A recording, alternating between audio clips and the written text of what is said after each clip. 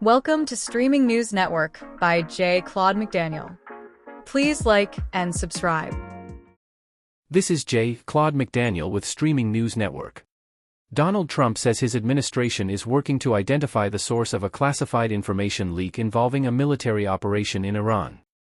The president stated that the leak revealed details about a downed pilot before the situation was fully resolved, potentially putting the service member at greater risk. He warned that officials may pursue action against those responsible, including seeking cooperation from media organizations that published the information, citing national security concerns. The comments follow a recent rescue operation involving a United States Air Force pilot, which the president described as highly sensitive and dangerous. The investigation into the leak is ongoing, as officials emphasize the importance of protecting classified military operations. This is Claude McDaniel with Streaming News Network. New legislation in Quebec is drawing national attention after lawmakers approved expanded limits on religious expression in public spaces. The bill, backed by Premier François Legault and his governing party, restricts public prayer in certain areas and extends bans on religious symbols to additional workers, including some daycare staff. Supporters say the law reinforces government neutrality and equal treatment, while critics argue it could infringe on religious freedoms. The legislation also invokes a constitutional clause designed to shield it from legal challenges. Meanwhile, in Minneapolis, newly released video is raising questions about a January incident involving federal immigration officers. The footage shows a pursuit and confrontation that ended in a non-fatal shooting.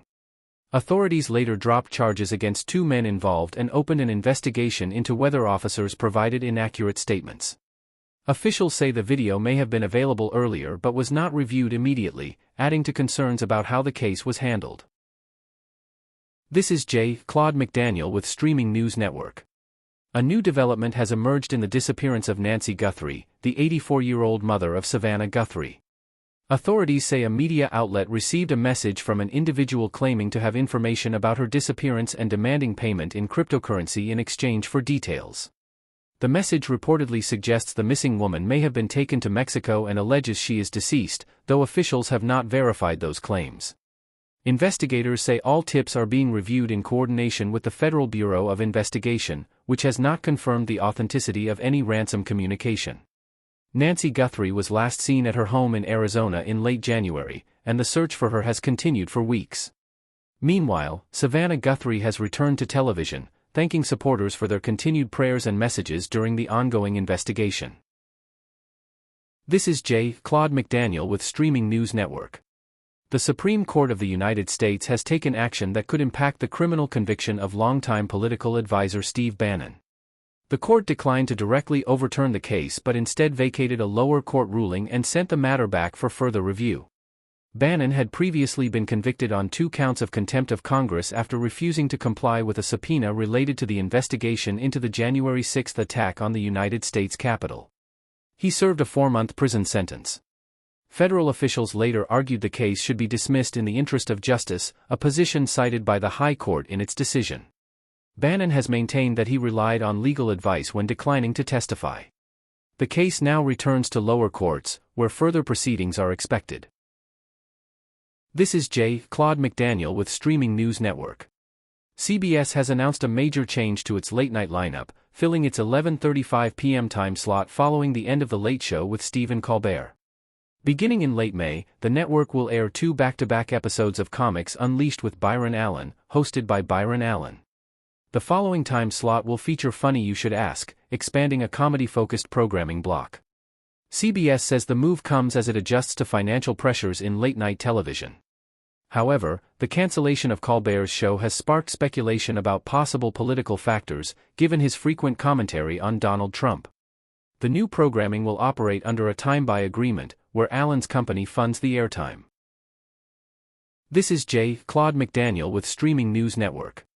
Independent journalist Nick Shirley says he has increased his personal security after receiving threats tied to his reporting on alleged government program fraud. Speaking in a recent interview, Shirley said the threats have significantly impacted his daily life, forcing him to carefully plan outings and limit public appearances. He also described a broader climate of tension surrounding political and cultural issues, noting that his work and public statements have drawn strong reactions. During the discussion, Shirley emphasized that he believes his reporting is guided by personal convictions and encouraged others to think critically and speak openly. Officials have not commented on the reported threats, and no further details about specific investigations have been released. This is Claude McDaniel with Streaming News Network. Federal authorities say a suspect in a child abduction case on Long Island has been taken back into custody. Officials with Immigration and Customs Enforcement confirm that Carlos Corte, age 38, is now in federal custody and facing removal proceedings.